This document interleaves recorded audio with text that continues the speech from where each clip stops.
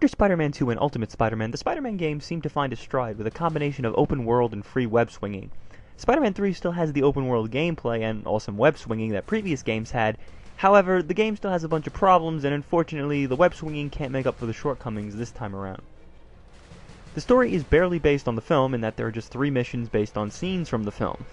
That's 3 missions out of the overall 42.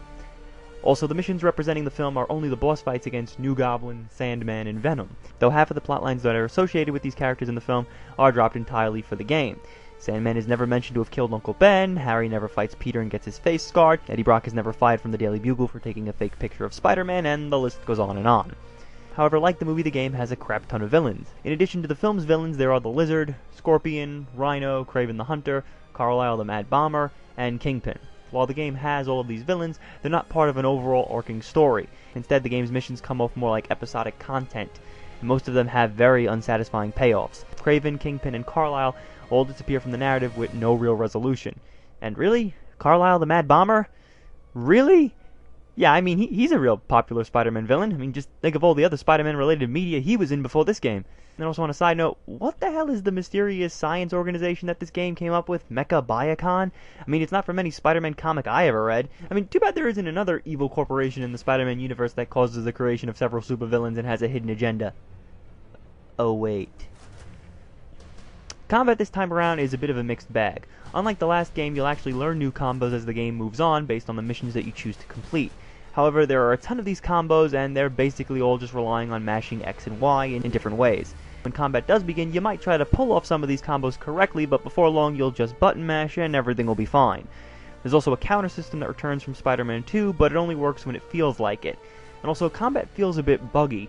Your hits don't always feel like they're landing, and you can continue to web up enemies that have no health left and continue to pummel them. You also get to fight with the black suit, but there's hardly a difference between the suits, and you can't switch between them at will until after the game is beat. The only difference between the black suit is that you can enter a rage mode, which slightly does more damage than normal attacks. The boss fights are another issue altogether. Most of them are just like the fights against the standard enemies, in that all you have to do is button mash to win. Button mashing is fine in some cases when it's in short sections, but the bosses here tend to have slowly draining health bars, and you'll find yourself button mashing for minutes on end. Also, some of the bosses seem to only be able to be damaged in certain ways with certain moves. For instance, during the Kingpin fight, I must have landed at least 100 hits on the big guy, but he was taking no damage. And I spent 20 minutes doing this trying to figure out just what the hell I was doing wrong, only to then learn that I had to use a certain super move in order to inflict any damage. And after learning that, the battle was over within minutes. The new addition to the game is the mechanic of Quicktime Events scattered throughout. Quicktime Events are fine, but Spider-Man 3 kinda goes overboard with this mechanic. There are certain sections when you need to perform the Quicktime Events, but it tends to happen at random, and you'll never be ready for it, so you'll need to start the sequence again. And in some sections, the Quicktime Events happen for no reason. I mean, it's reasonable to have a Quicktime event when you beat a boss or you're engaging with enemies, but in one section I was just web-swinging through the sewer, and suddenly I'm in a Quicktime event. I mean, for the love of God, I'm just trying to get through the level. Why is there a Quicktime event here? And then there's the Quicktime events for lifting objects, stopping cars, fighting bosses, and it goes on and on and on. Another new feature to the game is the ability for Spider-Man to disarm bombs. At first it seems easy enough to get rid of them, as all you have to do is web them up, but then the game goes into button context overload as you have to disarm the bombs manually with several layers. There were times when I was disarming a bomb and I forgot what game I was playing. I mean, defusing bombs is not something I ever thought I'd be doing in a Spider-Man game. A few side missions to take part in during the game aside from the main story missions. There's the usual trick races and combat tours, in addition to a new skydiving minigame, which has you dropping into rings from the sky. However, the controls for the skydiving minigame are a bit touch and go, and it's not very fun.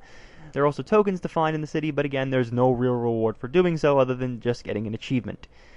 The camera this time is a bit bipolar. It's fine when you're swinging around the city, but the minute you enter an interior, the camera starts flipping out like it doesn't know where the hell it wants to go. It seems to always be one step ahead of you, which is never a good thing. It never gives you the correct view, and it's a pain in the ass to center it the correct way. There's also no lock-on system, which can make combat against multiple enemies a complete chore. You'll never be sure which enemy you might hit next. The presentation is a mess just like the rest of the game. Spider-Man 3 was an early PS3 and Xbox 360 game, so it's not a big surprise that it doesn't look all that great.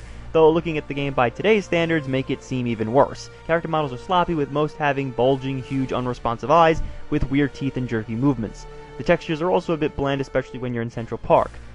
Tobey Maguire, James Franco, Topher Grace, Thomas Hayden Church, and J.K. Simmons all lend their voices, though some of their character models look pretty ridiculous at times. The soundtrack is nice though, with some great instrumental tracks and some interesting guitar remixes. Spider-Man 3 is kinda like what happens when you take a pizza out of the oven before it's fully cooked. Yeah, you can eat the thing, but it's gonna taste like crap. It's the same with this game. It's like the game needed a few more months in development for them to fix some of the issues. Instead, they released it hoping that the same features that made the last two games fun would distract players from the problems that this game has. Spider-Man 3 is not nearly as fun as the last two games since it plays it safe, and it doesn't really improve on anything from the last two games. The missions are repetitive and combat doesn't feel as satisfying, and the presentation is pretty bad. So now that the Spider-Man trilogy-based video games are done, where will Activision take this series next? We'll find out when we look at Spider-Man Web of Shadows.